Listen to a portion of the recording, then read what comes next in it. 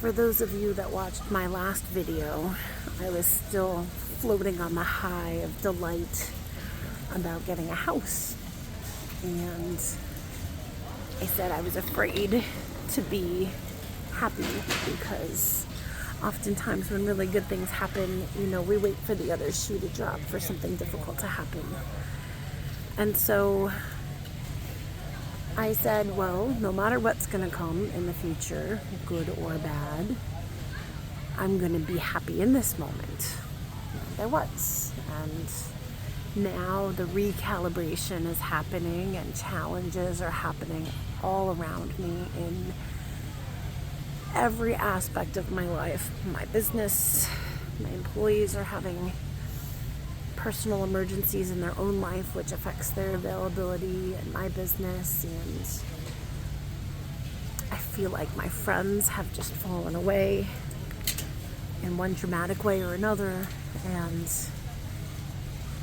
I was sitting crying in my car, wiping the tears from my eyes at Costco because I've just been stuffing it for 2 weeks, trying not to think about it, trying to stay focused on what needs to be done, and finally admitting it's hard. And that's been an interesting process for me. And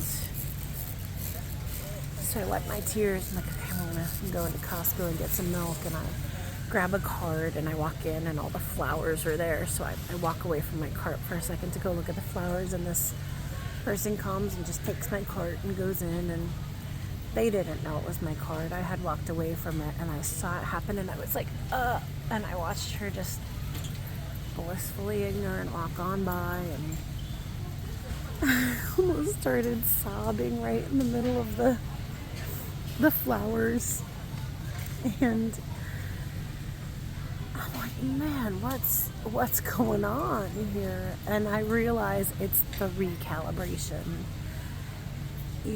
Support and challenge come in balance with each other. And when I'm tempted to just feel defeated, I'm tempted to have these scripts in my head that are telling me, why am I having trouble keeping friends? Why am I having trouble, what is wrong with me? And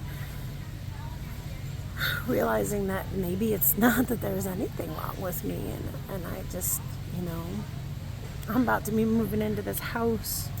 I'm going to be planting a garden. I'm going to have chickens and rabbits and plenty of things to keep me occupied and busy, and I have a husband and a daughter, and I do have people in my life. And there's so much to be grateful for. And every time the scripts start to resurface, because it is an old script, it's a script that goes all the way back to me in middle school and having difficulty making friends. And I thought of it too. I was thought about when I was younger and just being like, I don't have any friends. And that script wanted to come through in my mind today. And then I have to just sit and realize that's not true. I do have people who care about me and love me and see me for who I am. And I am choosing to redirect my thoughts back to gratitude because I'm so thankful for what's happening, even though it's difficult to recalibrate and balance out. I have somebody else in my life who's going through extreme challenges, 3 ER visits within a 7-day period for different people in their household, and they don't have health insurance, and it's just crisis after crisis after crisis, and they got it way worse than I do right now. And so I'm going to hang in there. I'm going to keep redirecting my mind back to gratitude, but I'm also going to allow myself to feel the sadness because that's part of life. It feels like this person is intentionally trying to hurt me, and that hurts because I don't know what I did to her, but that's not about me.